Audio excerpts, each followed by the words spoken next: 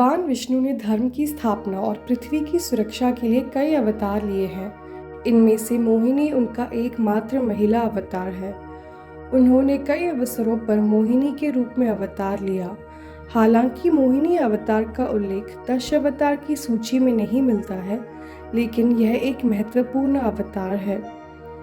मोहिनी को अक्सर एक खूबसूरत मंत्रमुग्ध महिला के रूप में चित्रित किया जाता है। जो भी उन पर नजर डालता है वह उनसे मोहित हो जाता है। भारत के पश्चिमी और दक्षिणी हिस्सों में उनकी पूजा की जाती है।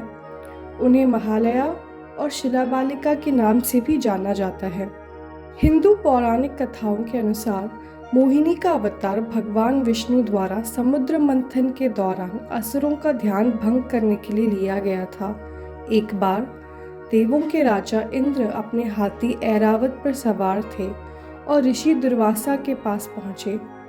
ऋषि ने इंद्र को एक पुष्प अर्पित किया। इंद्रदेव ने माला स्वीकार कर ली और उसे अपने हाथी के सूंड पर रख दिया। हाथी ने माला जमीन पर फेंक दी और उसे अपने पैरों से कुचल डाला।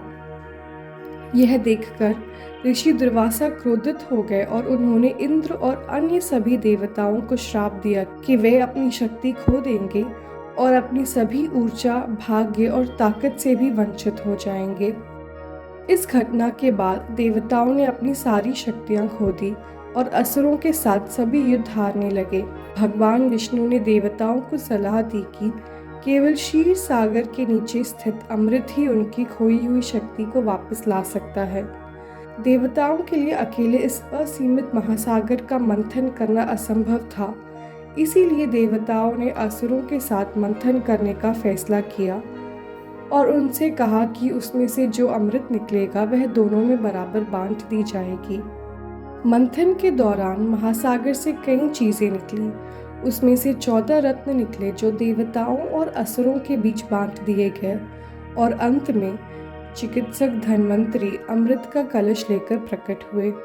जब धन्वंतरी अपने हाथों में अमृत का कलश लेकर समुद्र से बाहर आए तो राक्षसों ने तुरंत अमृत छीन लिया और भाग गए और इस बात को लेकर देवों और असुरों में युद्ध शुरू हो गया।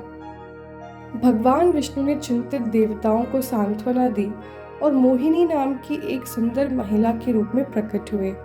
जब राक्षसों ने उसे देखा तो वे मंत्रमुग्ध हो गए और अमृत के बारे में भूल ही गए। उनके हृदय वासना से भर गए और हर कोई उसे पाना चाहता था। मोहिनी ने उन्हें देखकर मुस्कुराया और उनसे अमृत कलश ले लिया।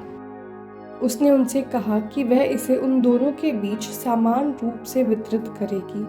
वे सभी इस योजना से सहमत थे। मोहिनी सबसे पहले देवताओं को अमृत पिलाने लगी। असुर इस बात से खुश नहीं थे, लेकिन वह मोहिनी के साथ रिश्ते खराब नहीं करना चाहते थे, इसीलिए वह चुप रहे।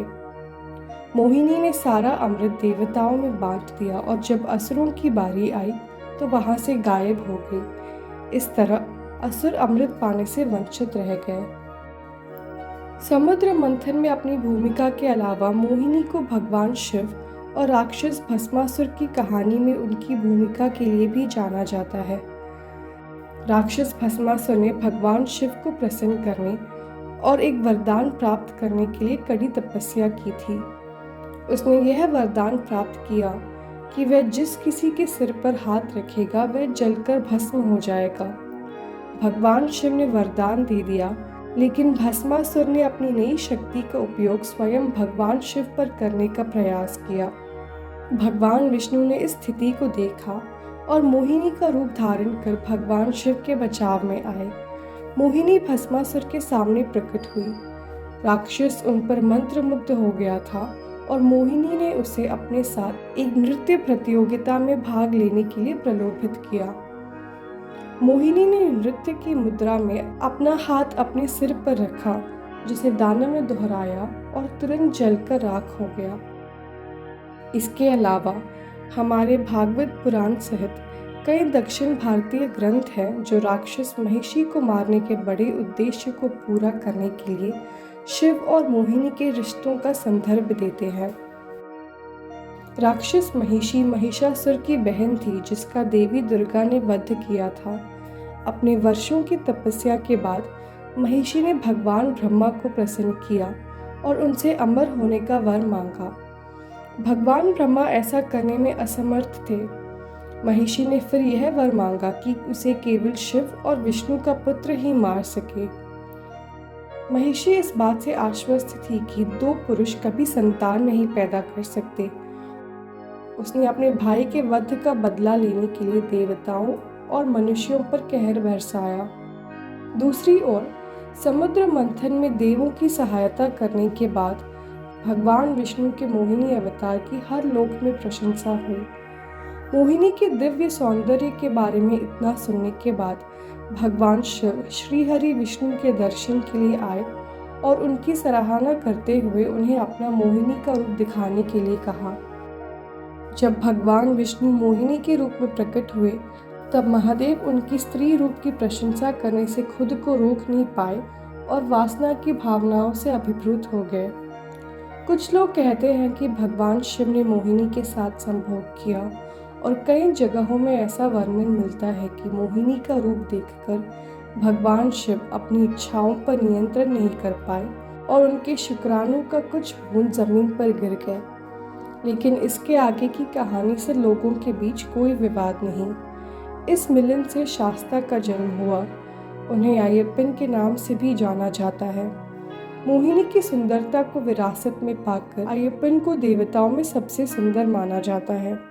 उनका पालन पोषण राजशेखर पांडियन और कौपुंद्र देवी नाम के एक शाही दंपति के द्वारा किया गया था।